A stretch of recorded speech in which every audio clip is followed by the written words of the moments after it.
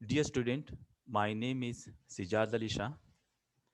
आज हम class 10th biology chapter number 16 man and his environment के जो मेन टॉपिक्स हैं कार्बन साइकिल और इंटरेक्शन इन इकोसिस्टम, इसको तफसीलन पढ़ेंगे। इससे पहले लेक्चर में हमने नाइट्रोजन साइकिल को तफसीलन डिस्कस किया था। तो आज हम जो फर्स्ट टॉपिक है कार्बन साइकिल, इसको तफसीलन स्टडी करेंगे। तो कार्बन मुख्तलिफ फॉर्म में, मुख्तलिफ सूरतों में इस वर्ल्ड में पाया जाता है। मोस्टली ये कार्बन डाइऑक्साइड की सूरत में एटमॉस्फेयर में पाया जाता है। इसके अलावा कार्बन डाइऑक्साइड की सूरत में वाटर में भी पाया जाता है। इसके अलावा मुख्तलिफ़ किस्म के जो बायोमालिक्यूल्स हैं हमारी बॉडी के, लिविंग बॉडी के, जिस तरह कार्बोहाइड्रेट्स हैं, फैट्स हैं, तो कार्बन उसका भी एक बिल्डिंग ब्लॉक है, अहम पार्ट है। इस तरह कार्बन ग्रेफाइट और डायमंड की सूरत में पाया जाता है। इसके अलावा जो फॉसिल फ्यूल्स हैं, जिसमें पेट्रोलियम आते हैं, डीजल्स आते हैं, ठीक है, और इसके अलावा कोल है, और इसके अलावा नेचुरल गैसेस वगैरह, ठीक है, तो इन सबको हम फॉसिल फ्यूल्स कहते हैं। तो इसमें भी क्या, जब ये क्या करते हैं, बर्न करते हैं, तो इससे भी कार्बन डाइऑक्साइड रिलीज होती है। इसके अलावा कार्बन कार्बोनेट्स की सूरत में हमारे अर्थ क्रस्ट में पाया जाता है। कार्बोनेट्स मुख्तलिफ़ किस्म के हैं, कैल्शियम कार्बोनेट हैं, मैग्नीशियम कार्बोनेट हैं। तो इन तमाम सूरतों में कार्बन वहाँ पर अर्थ क्रस्ट में पाया जाता है और वहाँ से ये रिलीज़ होता है। यहाँ पे जो हम आप स्केच देख रहे हैं, तो ये कार्बन साइकिल है।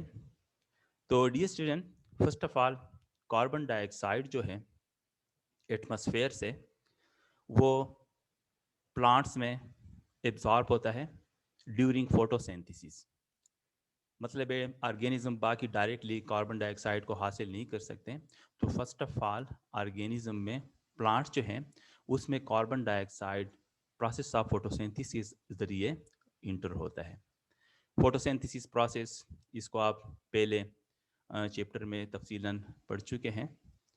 फोटोसिंथेसिस जो सनलाइट की मौजूदगी में प्लांट्स में जो फूड बनता है, जिसमें कार्बन डाइऑक्साइड और वाटर आपस में मिलते हैं और क्या बनाते हैं, कार्बोहाइड्रेट्स और carbon dioxide, oxygen gas sorry बनाते हैं। इसको हम क्या कहते हैं, फोटोसिंथेसिस।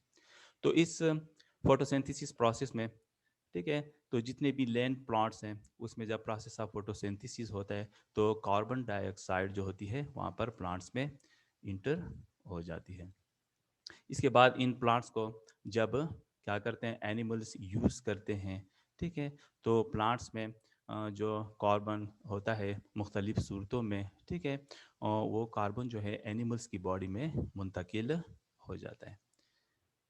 इसके अलावा ये जितने भी एक्वेटिक फोटोसिंथेटिक ऑर्गेनिजम्स हैं, ठीक है, तो वो भी प्रोसेस ऑफ फोटोसिंथेसिस करते हैं। तो उसमें भी कार्बन डाइऑक्साइड जो है एटमॉस्फेयर से, ठीक है, फोटोसिंथेसिस के ज़रिए उनकी बॉडी में आता है और वहाँ से फिर उसके अपने क्या बनते हैं, कंपोनेंट्स बनते हैं, मालिक्यूल्स बनते हैं, कंपाउंड्स बनते हैं।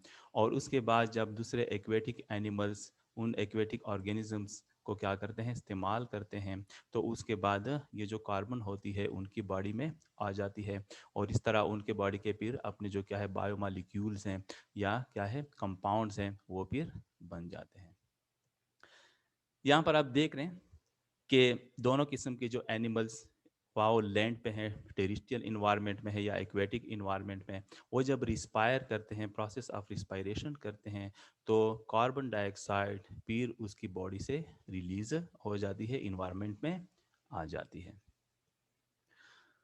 तो फोटोसिंथेसिस के ज़रिए प्लांट्स के रास्ते इंटर होती हैं और फिर ऑर्गेनिज्म में, दूसरे एनिमल्स में मुंतकिल होती हैं, ठीक है। और इस तरह ये जो एनिमल्स और प्लांट्स जब दोनों रिस्पायर करते हैं, प्रोसेस ऑफ रिस्पायरेशन करते हैं, तो फिर ये जो कार्बन डाइऑक्साइड है एटमॉस्फेयर में फिर रिलीज हो जाती है।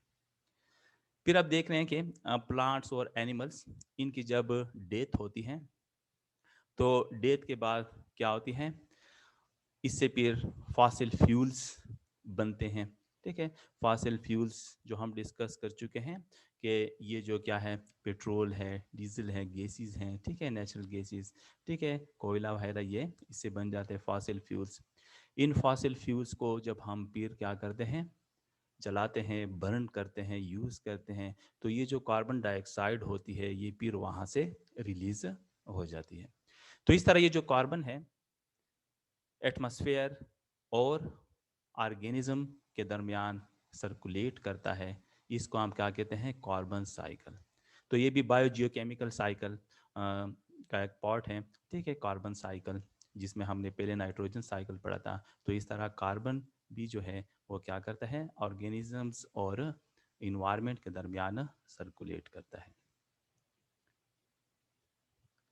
इसके बाद नेक्स्ट जो हमारा टॉपिक है वो है इंटरेक्शन इन इकोसिस्टम। तो एक इकोसिस्टम में, जिसमें हम पढ़ चुके हैं कि लिविंग पार्ट्स भी होते हैं और नॉन लिविंग पार्ट्स भी होते हैं, ठीक है, जो आपस में इंटरेक्ट करते हैं। और इस तरह लिविंग पार्ट आपस में भी इंटरेक्ट करते हैं और नॉन लिविंग पार्ट के साथ भी इंटरेक्ट करते हैं। तो यहाँ पर हम इकोसिस्टम में लिविंग ऑर्गेनिज्म के दरमियान जो इंटरेक्शन है इसको स्टडी करेंगे। तो लिविंग ऑर्गेनिजम्स एक इकोसिस्टम में मुख्तलिफ तरह से इंटरेक्ट करते हैं। इंटरेक्शन या तो इंट्रा स्पेसिफिक होती है या इंटर स्पेसिफिक होती है। इंट्रा स्पेसिफिक इंटरेक्शन जो होती है वो एक ही स्पीशीज के इंडिविजुअल के दरमियान होती है। मतलब है वो ऑर्गेनिज्म जो एक ही स्पीशीज से जब बिलोंग करते हैं, तो उसमें जब कंपटीशन होती है या मतलब इंटरेक्शन होती है, तो इसको हम क्या कहते हैं, इंट्रा स्पेसिफिक इंटरेक्शन। और एक होती है इंटर स्पेसिफिक। इंटर स्पेसिफिक मुख्तलिफ स्पीशीज़ के ऑर्गेनिज्म के दरमियान जब इंटरेक्शन होती है, तो इसको हम क्या कहते हैं, इंटर स्पेसिफिक। तो इस तरह आप देख भी सकते हैं, in all ecosystem there are many kind of interaction among living organism. The interaction between the member of the same species are called intra specific interaction. Same species first करें, dogs हैं, ठीक है, तो एक स्पीशीज़ है, ठीक है, तो इस तरह मुख्तलिफ डॉग्स के दरमियान जब क्या हो, जो कि एक ही स्पीशीज से क्या करते हैं, बिलोंग करते हैं, ठीक है, जब उसमें क्या होती है, इंट्रैक्शंस होती हैं, तो इसको हम क्या कहते हैं, intra specific. while the interaction between the members of different species are called interspecific interaction। और इस तरह मुख्तलिफ किस्म की जो क्या होते हैं, स्पीशीज़ के ऑर्गेनिज्म के दरमियान जब इंटरेक्शन होती है, इसको हम क्या कहते हैं, इंटर स्पेसिफिक। सब important interaction among living organism in ecosystem are given below. तो इसमें फर्स्ट जो हम पढ़ेंगे, कंपटीशन। तो कंपटीशन नाम से ही जाहिर है, मुकाबला करना। मतलब है कंपटीशन एक ही किस्म के स्पीशीज़ के ऑर्गेनिज्म के दरमियान भी होती है और मुख्तलिफ स्पीशीज़ के दरमियान के ऑर्गेनिज्म के दरमियान भी होती है। ऑर्गेनिज्म जो होते हैं मुख्तलिफ नेचुरल रिसोर्सिस के लिए एक दूसरे के साथ compete करते हैं, उसको हासिल करने के लिए कोशिश करते हैं। इसको हम क्या कहते हैं, कंपटीशन। तो कंपटीशन में ऐसे ऑर्गेनिज्म जो स्ट्रॉन्गर होते हैं, जेनेटिकली स्ट्रॉन्गर होते हैं, ठीक है, फिजियोलॉजिकली स्ट्रॉन्गर होते हैं, वो फिर compete कर जाते हैं, वो नेचुरल रिसोर्सिस को सही तरह हासिल कर लेते हैं, ठीक है, और वो सर्वाइव कर लेते हैं। लेकिन जो वीकर वन होते हैं, ठीक है, वो फिर क्या होते हैं, चूँकि नेचुरल रिसोर्सिस को सही तरह हासिल नहीं कर सकते, उसमें इतनी ताकत पावर नहीं होती, तो इस तरह वो रह जाते हैं। तो इसमें आप देख सकते हैं in ecosystem the natural resources, जिसमें न्यूट्रिएंट्स हैं, स्पेस है, लाइट है, ठीक है, are usually in short supply. हमेशा एक इकोसिस्टम में जो नेचुरल रिसोर्सेज होते हैं वो कम होते हैं और ऑर्गेनिज्म की जो तादाद होती है, नंबरिंग होती है, वो ज़्यादा होती है। So there is competition among the organism of ecosystem for the utilization of resources. तो ज़ाहिर बात है, एक चीज़ कम है और दूसरे क्या है, इंडिविजुअल ज़्यादा हैं, तो ज़ाहिर बात है उसमें फिर क्या होगी, कंपटीशन होगी। द कंपटीशन में भी इंट्रा स्पेसिफिक और इंटर स्पेसिफिक। तो ये जो कंपटीशन होती है, जिस तरह हम पहले भी पढ़ चुके हैं कि इंटरेक्शन इंट्रा स्पेसिफिक भी होती है और इंटर स्पेसिफिक भी होती है। ठीक है, तो कंपटीशन एक ऐसी इंटरेक्शन है जो इंट्रा स्पेसिफिक भी होती है और इंटर स्पेसिफिक भी होती है। एक ही स्पीशीज़ के इंडिविजुअल में भी होती है और मुख्तलिफ स्पीशीज़ के इंडिविजुअल में भी होती है। हमेशा जो इंट्रा स्पेसिफिक कंपटीशन होती है, जो एक ही किस्म के स्पीशीज़ के ऑर्गेनिज्म में हो, वो ज़्यादा सीवियर होती है, क्योंकि ऐसे ऑर्गेनिज्म जो एक ही स्पीशीज से बिलोंग करते हैं, ठीक है, तो उनकी रिक्वायरमेंट भी सेम ही होती है और इस तरह फिर उनकी कंपटीशन भी क्या होती है, सीवियर होती है। तो इसमें आप देखते हैं inter specific competition is always stronger and more severe than the inter specific competition. Competition help in maintaining a balance between the available resources and the number of individual of a species. तो जिस तरह हम बयान कर चुके हैं कि चूंकि कंपटीशन में ऑर्गेनिज्म एक दूसरे के साथ compete करते हैं, तो उसमें जो क्या होते हैं, स्ट्रॉन्गर वन होते हैं, ठीक है, जेनेटिकली फिजियोलॉजिकली वो सही compete कर जाते हैं, और जो क्या होते हैं वीकर वन होते हैं वो रह जाते हैं due to unavailability of natural resources. आपको साइड में बताया है plants also show competition for space, light, water and minerals. तो प्लांट्स में भी क्या होती है, कंपटीशन होती है। तो इसमें हम देखते हैं कि ऐसे प्लांट जिसको सही तरह स्पेस, लाइट या वाटर या मिनरल्स ना मिले या वो हासिल ना कर सके, ठीक है, तो वो क्या हो जाते हैं, वीक हो जाते हैं, रह जाते हैं, ठीक है, ख़त्म हो जाते हैं, फिर ग्रो नहीं कर सकते। इसके बाद नेक्स्ट जो है ये इंटरेक्शन, इसको हम कहते हैं प्रीडेशन। तो प्रीडेशन का भी जो लफ्जी मतलब है प्रीडेशन, शिकार करना, ठीक है। तो इसमें एक ऑर्गेनिज्म दूसरे को क्या करता है, शिकार के तौर पे यूज करता है, उसका शिकार करता है, ठीक है। तो एक इसमें क्या होता है, शिकार बन जाता है, दूसरा शिकारी होता है। तो आप देखें, it is an interaction between two animals of different species or between a plant and an animal. तो ये जो प्रीडेशन होती है, इस तरह इंटरेक्शन है कि ये क्या होती है, मुख्तलिफ स्पीशीज़ के ऑर्गेनिज्म में होती है। और इस तरह भी होता है कि एक इसमें क्या होता है, इंडिविजुअल प्लांट होता है और दूसरा इसमें क्या होता है, एनिमल भी हो सकता है। In predation one organism the predator, predator मतलब जो शिकारी होता है, attacks, kills and feed on other organism the prey. तो मतलब है एक जो ऑर्गेनिज्म, इसको हम प्रीडेटर कहते हैं, ठीक है, वो दूसरे ऑर्गेनिज्म का क्या करता है, शिकार करता है। तो जिसका शिकार होता है उसको हम प्रे कहते हैं।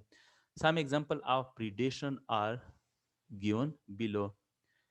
तो यहाँ पर नीचे आपको बताया है all carnivores animals are predator. तो कार्निवोर्स एनिमल्स, इसको हम पहले भी पढ़ चुके हैं।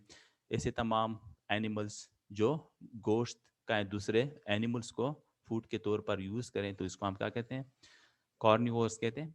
तो जितने भी कार्निवोर्स है वो प्रीडेटर हैं। For example frog prey upon mosquito and fox prey upon rabbit. There are some examples where a predator is preyed upon by a second predator, and then the second one is preyed upon by a third predator. तो मतलब इस तरह एक food chain होती है, एक organism दूसरे को इस्तेमाल करते हैं फूड के लिए, और इस तरह एक फूड चेन सी बन जाती है। For example frog predator one is preyed upon by a snake. Snake frog को खाता है, and the snake is preyed upon by the eagle, और इस तरह ईगल स्नैक को शिकार करता है। तो इस तरह ये एक फूड चेन बन जाती है, ठीक है, एक ऑर्गेनिज्म दूसरे को फूड के लिए यूज़ करता है। ये नीचे डियर स्टूडेंट आप डायग्राम भी देख सकते हैं, जिसमें आप देख सकते हैं frog preys upon insects and snake preys upon frog. इस तरह fox preys upon rabbit and light preys upon zebra. तो ये सारे के सारे क्या है, प्रीडेशन की एग्जांपल्स हैं। इसमें आप देख रहे हैं certain plants, pitcher plants, sundew, Venus fly trap are carnivorous and live as a predator. मतलब कुछ प्लांट जो है वो भी क्या होते हैं, कार्निवोरस होते हैं, वो दूसरे इंसेक्ट्स वगैरह को फूड पे के तौर पर यूज करते हैं, ठीक है। ऐसे प्लांट्स अमूमन मार्शी प्लेसिस पे होते हैं, ऐसी जगहों पे पाए जाते हैं, दलदली या ऐसी जगह जहाँ पर क्या हो, नाइट्रेट्स की कमी हो, नाइट्रोजन की कमी हो। तो वो अपनी नाइट्रेट्स नाइट्रोजन की कमी को पूरा पूरा करने के लिए, ठीक है, उनकी बॉडी के अंदर कुछ इस तरह एडप्टेशन होती है उनकी लीव्स वगैरह में, कि वो फिर दूसरे इंसेक्ट्स को क्या करते हैं, फूड के तौर पर इस्तेमाल करते हैं। वो इंसेक्ट्स मुख्तलिफ सोर्सेज से जब उनकी तरफ आते हैं, ठीक है, तो वो फिर क्या होते हैं, उनके बॉडी ऑर्गन्स में लीव्स वगैरह में जो मॉडिफाइड होते हैं तो उसमें कैप्चर हो जाते हैं, और इस तरह वहाँ पर इंजाइम्स के ज़रिए फिर वो डाइजेस्ट हो जाते हैं, डिजॉल्व हो जाते हैं, और इस तरह फिर क्या करते हैं, उनकी बॉडी का हिस्सा बन जाते हैं, और उनकी नाइट्रेट्स या नाइट्रोजन की जो कमी है वो पूरी हो जाती है।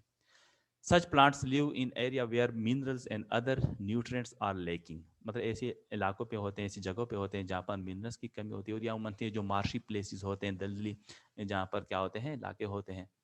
दे feed on insect to fulfil their nitrogen requirements. तो ऐसी जगह पे होते हैं जहाँ पर क्या करते हैं, नाइट्रोजन की कमी होती है, तो नाइट्रोजन की कमी को पूरा करने के लिए this plants have mechanism to attract insects. For example they secrete sweet nectar, मतलब है और फिर कुछ ऐसे खास नेक्टर, नेटर मतलब कुछ रस हम इसको कह सकते हैं जो इसकी बॉडी से सीक्रेट होते हैं, ठीक है, रसदाने होते हैं, वहाँ से नेक्टर सीक्रेट होते हैं, तो इस नेक्टर की तरफ इंसेक्ट्स अट्रैक्ट होती हैं, उसको हासिल करने के लिए वो आते हैं, ठीक है। जब वो आते हैं तो उनकी बॉडी के साथ जब अटैच होते हैं उनके ल्यूज के साथ या दूसरे मॉडिफाइड ऑर्गन्स के साथ, तो फिर वहाँ पर कैप्चर हो जाते हैं, और वो क्या करते हैं, वहाँ पर इंजाइम्स के जरिए डाइजेस्ट हो जाते हैं और उनकी बॉडी का हिस्सा बनते हैं। Their leaves are also modified to capture the pray.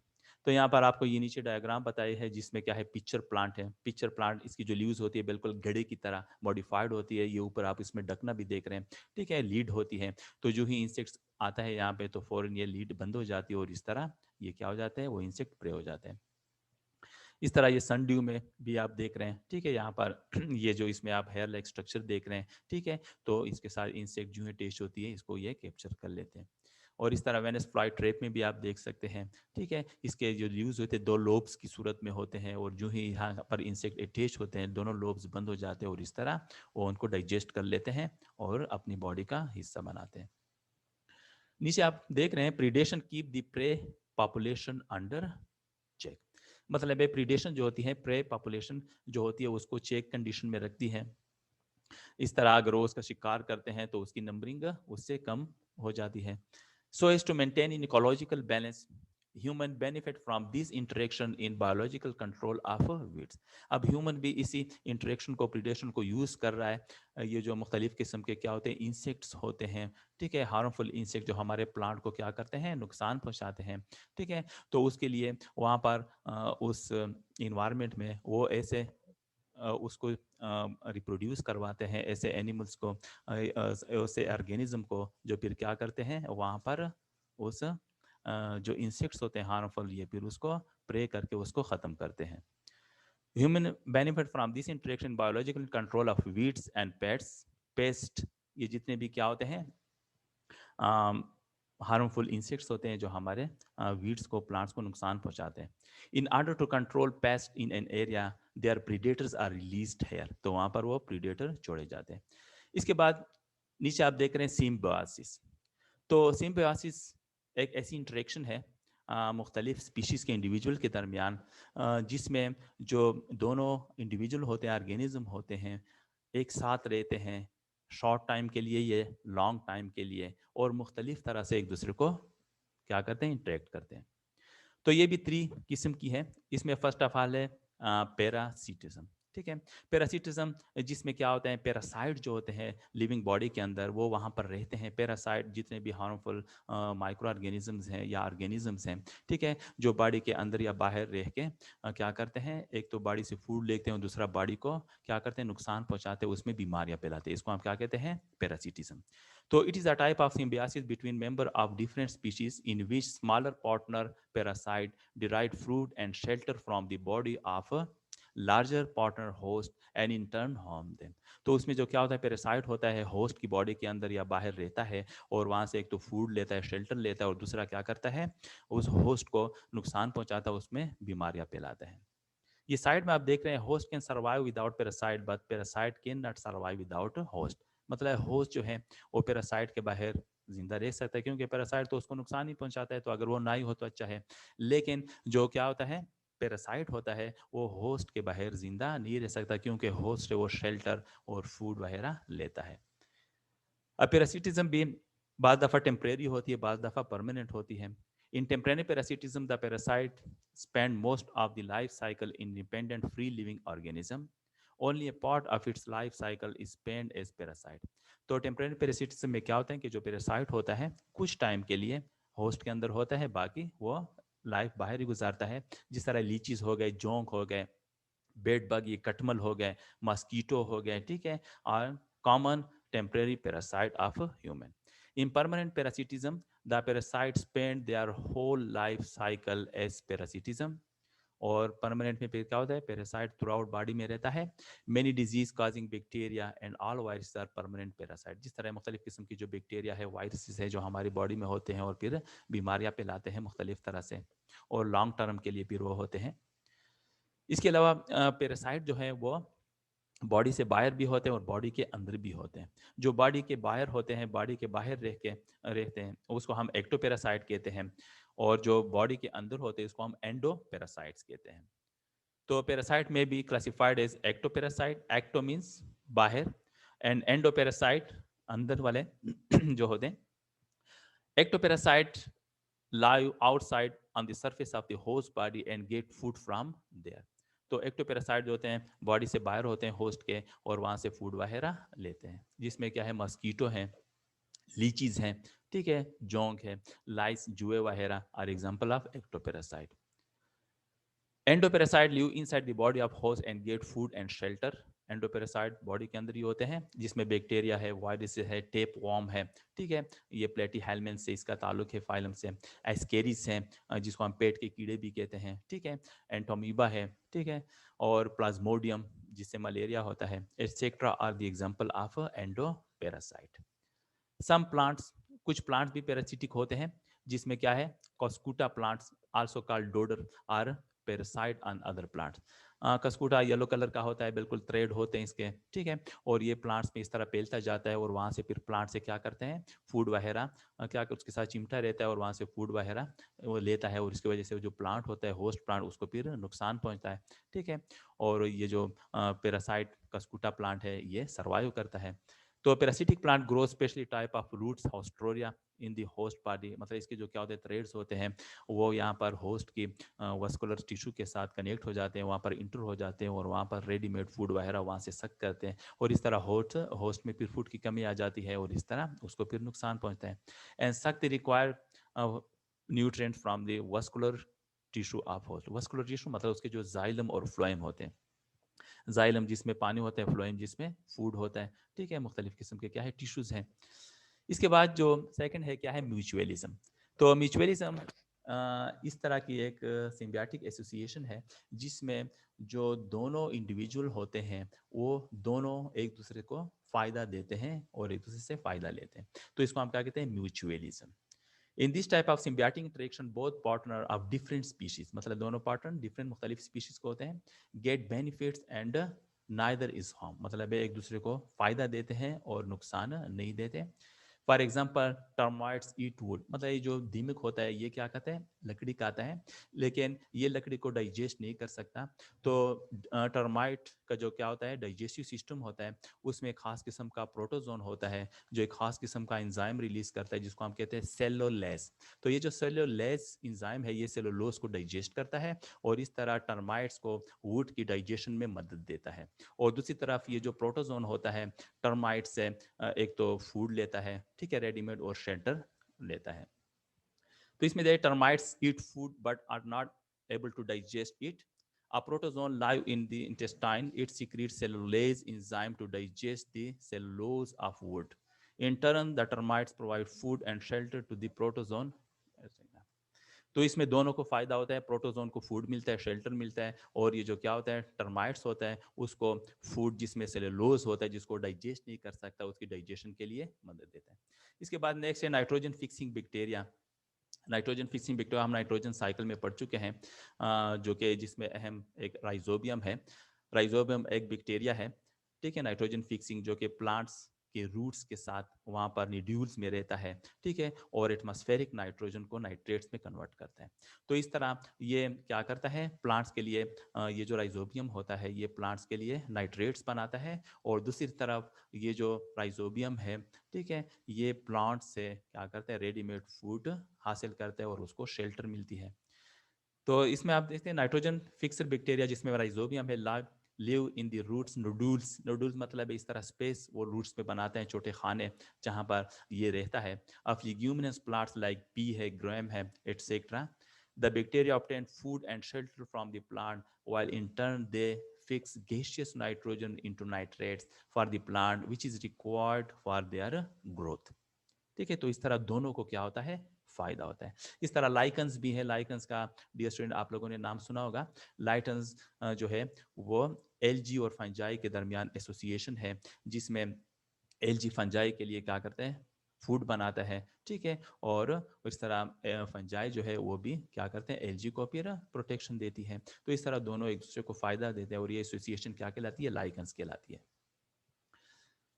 यहाँ पर ये डायग्राम आपको बताए गए हैं, ठीक है, जिसमें ये बैक्टीरिया इन दी रूट निड्यूल्स जहाँ पर वो नाइट्रोजन क्या करते हैं फिक्स करते हैं नाइट्रेट्स में तब्दील करते हैं। उस तरह ये सेकंड आप देखते हैं termites with a protozoan in its गट।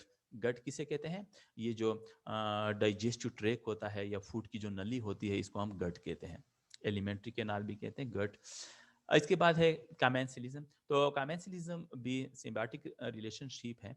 तो ये कुछ इस तरह की एसोसिएशन होती है, इंटरेक्शन होती है, जिसमें एक ऑर्गेनिज्म को फ़ायदा होता है और दूसरे ऑर्गेनिज्म को ना फ़ायदा होता है और ना नुकसान होता है। तो आप देखें it is a type of symbiosis in which one partner is benefited, मतलब एक को फ़ायदा होता है while the other is neither benefited nor harmed. For example epiphytes. Epiphytes में ऐसे प्लांट जो दूसरे प्लांट्स के ऊपर रहते हैं, ठीक है। AP means upon, fights mean plant, plants के ऊपर रहते हैं। तो कुछ प्लांट्स ऐसे होते हैं, ठीक है, जिसको सपोर्ट के लिए दूसरे प्लांट का सहारा लेना पड़ता है, तो उसके ऊपर रहते हैं और उनको सपोर्ट मिलती है। लेकिन इंटरन जो क्या होता है दूसरा प्लांट जो होस्ट प्लांट होता है उसको कोई नुकसान या फायदा नहीं होता। तो epiphytes are small plant found growing on other larger plant for space only. They absorb water and minerals from atmosphere, मतलब वो खुद से क्या करते हैं वाटर मिनरल एब्जॉर्ब कर सकते हैं and prepare their own food, और फूड बना सकते हैं। The larger plants are neither benefited nor harmed in this way, लेकिन जो लार्जर प्लांट होता है उसको ना कोई फायदा होता है ना नुकसान। इस तरह ये जो सकर फिश है attach to the surface of sharks by this sucker. Sucker fish जिसके सकर्स होते हैं तो ये शार्क के साथ अटैच हो जाता है और इस तरह फ्री राइडिंग करता है फीडिंग के लिए, ठीक है। और इस तरह जो शार्क होता है उसका ना कोई नुकसान होता है ना कोई फायदा है। In this way in shark the provided easy transport to sucker fish and new feeding ground. ये नीचे आपको ये एक एग्जांपल बताई है, ये सिम्बियोसिस की है, जिसमें आपको ये एक हनी गाइड बर्ड बताया गया है और दूसरा इसमें क्या है बर्गर जो है क्या है मैमल है। तो इसमें ये दोनों जो हैं ये दरअसल क्या करते हैं हनी की तलाश में होते हैं। स्पेशली ये जो क्या है हनी क्या है बर्ड गाइड बर्ड है, ठीक है। ये जो चत्ता होता है, ठीक है, हनी कम, उसको तलाश करके उसमें जो वैक्स होता है या उसमें जो क्या होते हैं लार्वी होते हैं उसको फूड के तौर पर लेता है। लेकिन ये जो बेगर है वो क्या करता है चत्ता खोल के उससे शहद लेता है। तो इसमें दोनों एक साथ काम करते हैं और इस तरह क्या करते हैं एक दूसरे को सपोर्ट करते हैं। तो इसमें आप देख रहे हैं the honey guide bird feed on wax and the larvae present in the honeycomb. It flies around looking for honeycomb but it is not strong enough to open the, मतलब ये बर्ड जो होता है ये जो हनीकॉम्ब होता है उसको तलाश तो कर लेते हैं लेकिन उसको खोल नहीं सकता। तो उसको खोलने के लिए उसको मदद की ज़रूरत होती है जो कि उसकी हेल्प करता है कौन ये बेगर जो होता है। But it is not strong enough to open the, a beggar or large mammal that feed on the honey. When the honey guide bird goes to find the honeycomb, the beggar follows it. When the bird find the honeycomb, it's called the beggar. तो beggar आ जाता है।